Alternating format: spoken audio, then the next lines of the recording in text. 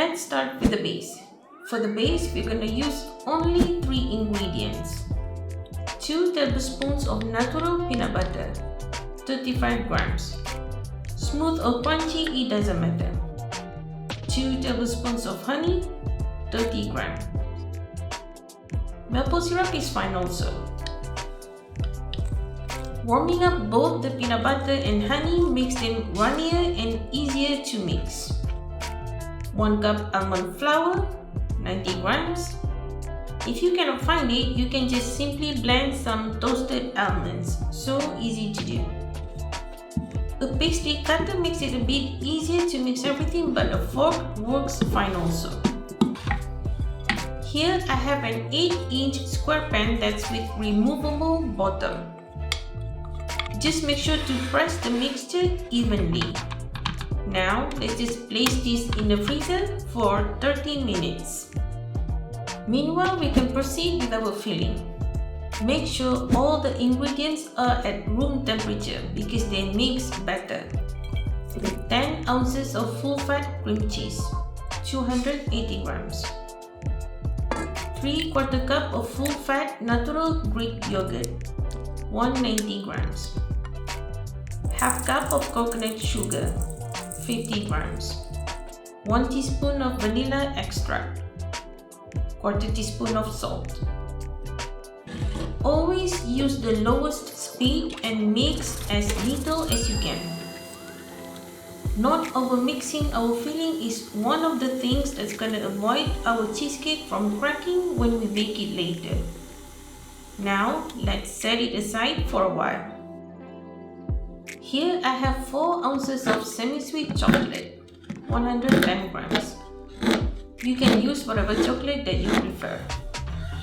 Heat it in the microwave at maximum power with 30 seconds intervals.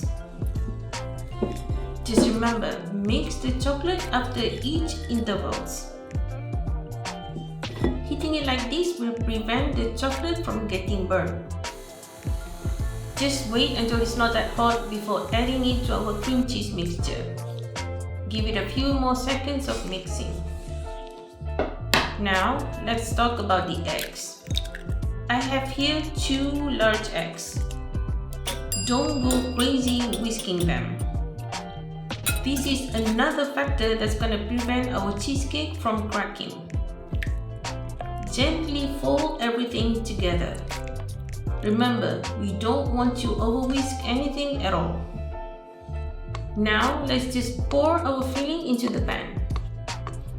Bake in a preheated oven at 285 Fahrenheit or 140 Celsius with conventional mode on lower tilted rack for 35 to 40 minutes. Low temperature is important to avoid cracks in our cheesecake. Okay, so how to know that the cheesecake is cooked? It's cooked when you see the edges are set but the center is still wiggly when you shake the pan. Leave to cool completely at room temperature, and after that just chill in the fridge for minimum 4 hours. Here comes the best part, the topping. Let's start with our peanut butter. 3 tablespoons of natural peanut butter, 50 grams. This is the texture of my peanut butter, and I'm going to thin it a bit with 1 teaspoon of olive oil. Any oil will do. If your peanut butter is already thin, then you don't need to do this. But if it's a bit thicker than mine, then add more oil. Set it aside for a while. Okay, so here I have 4 ounces of semi-sweet chocolate, 110 grams.